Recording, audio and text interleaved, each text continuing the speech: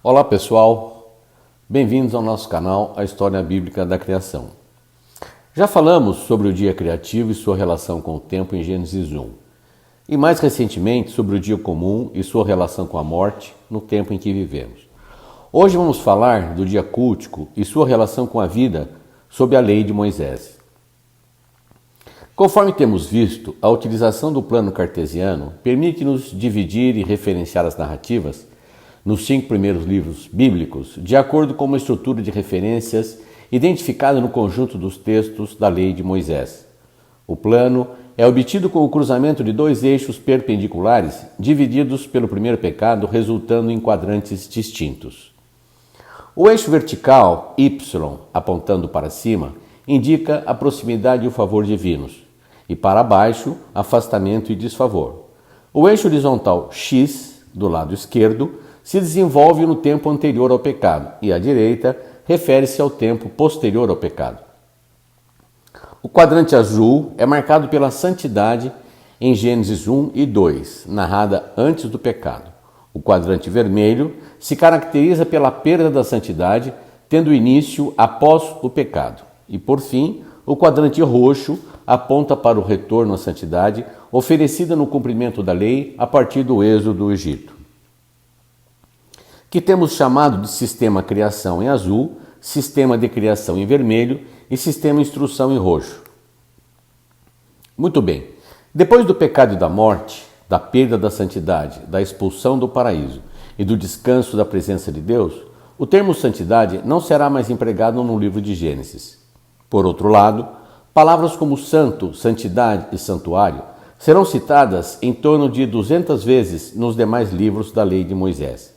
Mais de 50 vezes em Êxodo, mais de 80 vezes em Levítico, 60 vezes em Número e 11 vezes em Deuteronômio, a fim de normatizar a relação estabelecida entre Deus e Israel, como se pode resumir nessa citação de Levítico 11:45.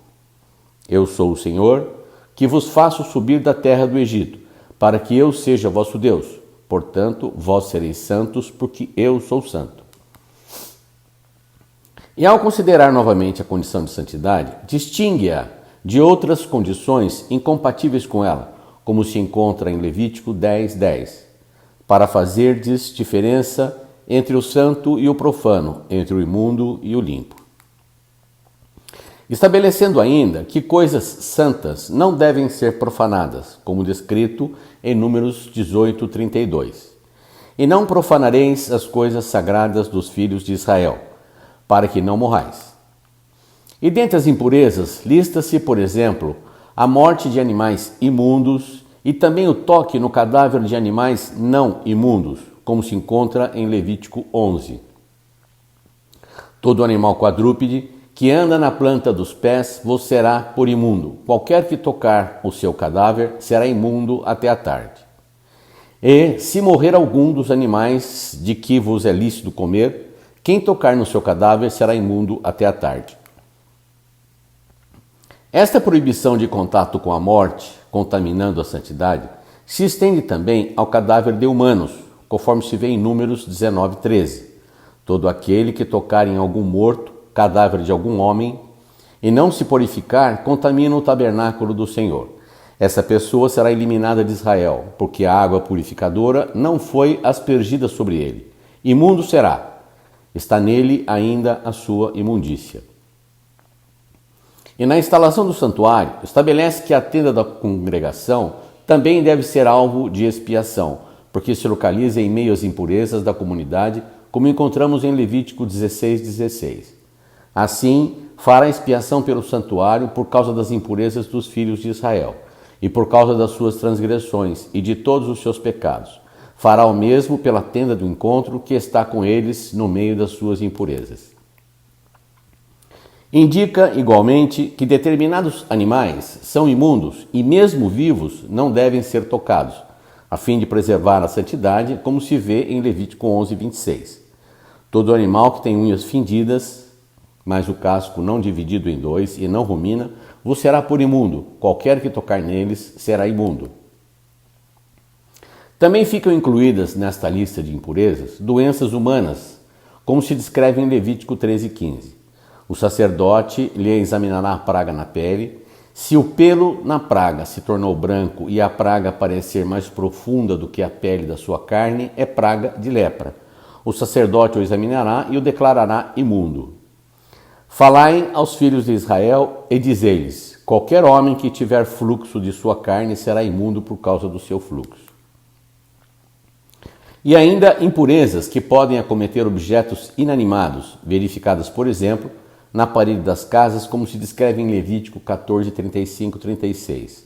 O dono da casa fará saber ao sacerdote, dizendo: parece-me que há como praga em minha casa.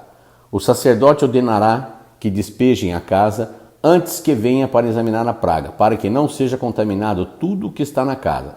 Depois virá o sacerdote para examinar a casa. Entretanto, as impurezas listadas na lei de Moisés não se limitam a determinados animais e doenças ou corpos inanimados, alcançando também condições naturais ou fisiológicas, como, por exemplo, a condição menstrual da mulher descrita no capítulo 15 de Levítico. A mulher, quando tiver o fluxo de sangue, se este for o fluxo costumado do seu corpo, estará 7 dias na sua menstruação, e qualquer que a tocar será imundo até a tarde. Toda cama sobre que se deitar durante os dias do seu fluxo será como a cama em que ela se deita na sua menstruação, e toda coisa sobre que se assentar ficará impura, conforme a impureza da sua menstruação. Atingindo também secreções fisiológicas masculinas, como se vê em Levítico 15:16. Também o homem, quando se der com ele emissão do sêmen, banhará todo o seu corpo em água e será imundo até a tarde. Chama especialmente a atenção, entretanto, que também o parto é considerado impureza e deve ser objeto de purificação do pecado, como se vê em Levítico 12:6. E cumpridos os dias da sua purificação, por filho ou filha, trará ao sacerdote um cordeiro de 1 ano, por holocausto, e um pombinho ou uma rola por oferta pelo pecado, à porta da tenda da congregação. E também assim com as relações sexuais, mesmo que não se tratem de adultério, como se vê em Levítico 15, 18, 31 e 32. Se um homem coabitar com a mulher e tiver emissão de sêmen, ambos se banharão em água e serão imundos até a tarde. Assim, separareis os filhos de Israel das suas impurezas, para que não morram nelas ao contaminarem o meu tabernáculo que está no meio deles. Esta é a lei daquele que tem fluxo, e daquele com quem se dá a emissão de sêmen, e fica por ela imundo. A incompatibilidade entre a santidade e as relações sexuais fica ainda mais evidente nos preparativos da manifestação de Javé ao povo, como se vê em Êxodo 19. Disse também o Senhor a Moisés: vai ao povo e santifica-os hoje e amanhã, e lavem eles as suas vestes.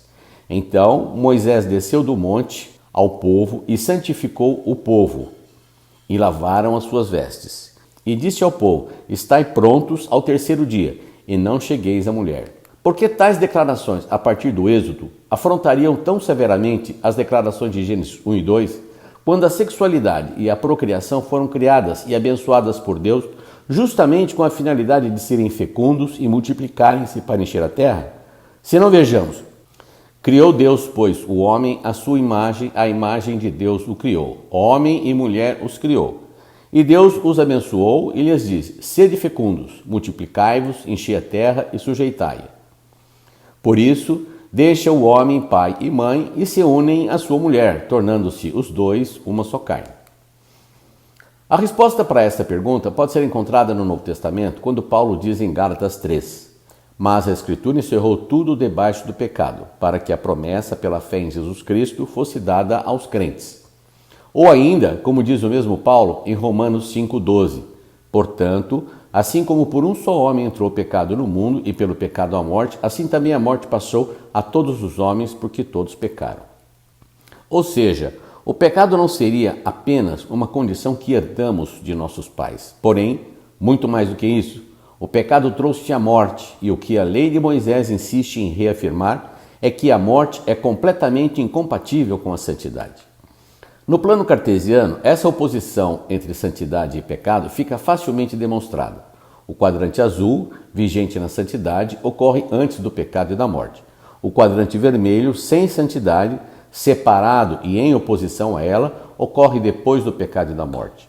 E o quadrante roxo, ainda que incidente depois do pecado e da morte, restabelece a santidade mediante o cumprimento da lei, apresentando o pecado e a morte como impurezas e a terrível condição natural em que nos encontramos depois do pecado, quando até os mecanismos de transmissão da vida encontram-se na morte afastados da santidade.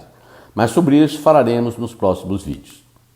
Muito bem, e assim retornamos novamente aos 3 sistemas que identificamos na lei de Moisés e que irão também orientar a descrição dos dias. O sistema criação se coloca antes do pecado, apontando para a proximidade e o favor de Deus. O sistema de criação se coloca depois do pecado, apontando para o afastamento e o desfavor de Deus. E o sistema instrução existe depois do pecado, retornando, porém, à proximidade e o favor de Deus. No sistema criação, a santidade se manifesta pela oferta do paraíso e do descanso, sem o pecado e a morte, mediante fidelidade ao mandamento de Javé. No sistema de criação, a ausência de santidade se manifesta pelo exílio do paraíso, inaugurando a vigência da morte, sob ações degenerativas, punitivas ou reparadoras, que transtornaram a obra dos 6 dias. E no sistema instrução, santidade e descanso são novamente ofertados mediante a liberação do cativeiro e fidelidade no cumprimento da lei do Sinai. E assim chegamos então no dia cultico, em roxo, montado especialmente para o culto e a prática da lei, distinto tanto do dia comum como do dia criativo.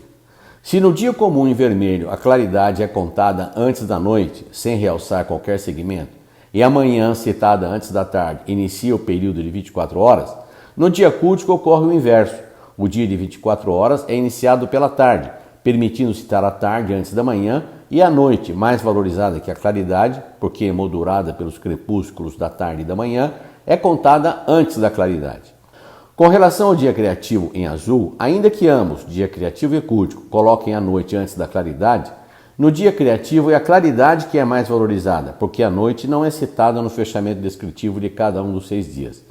E, ainda que ambos contem a tarde antes da manhã, no dia criativo a tarde e manhã pertencem à claridade, enquanto que no dia cultico a tarde e a manhã pertencem à noite. Se não, vejamos alguns textos que tratam da formulação do dia cultico.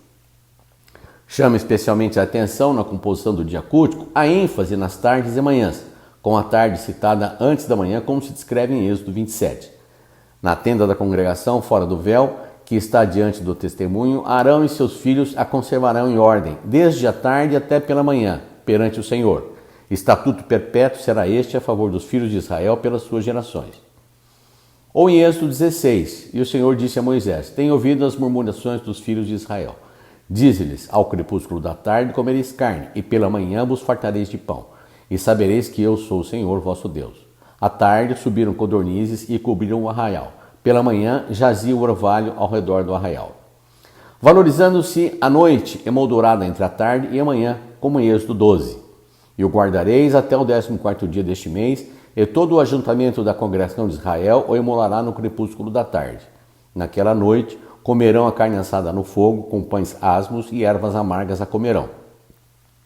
Nada deixareis dele até pela manhã, o que porém ficar até pela manhã, queimá-lo-eis. Demarcando-se o sábado por 2 tardes, como em Levítico 23, 32. Sábado de descanso vos será. Então afligireis a vossa alma. Aos 9 do mês à tarde, de uma tarde a outra tarde, celebrareis o vosso sábado. E também a semana, demarcada por 2 tardes, como em Êxodo 12. Desde o dia 14 do primeiro mês à tarde, comereis pães asmos até a tarde do dia 21 do mesmo mês. Muito bem, e assim terminamos de falar sobre o dia cultico e a vida no sistema instrução. No próximo vídeo vamos continuar tratando da vida sobre a lei de Moisés, a partir das contribuições trazidas por Darwin na primeira edição da Origem das Espécies. Grande abraço a todos. Se você gostou desse vídeo, dê o seu like e compartilhe. Se inscreva no canal e ative o sininho para notificações de novos vídeos. E não se esqueça de registrar seu comentário. Que Deus nos abençoe.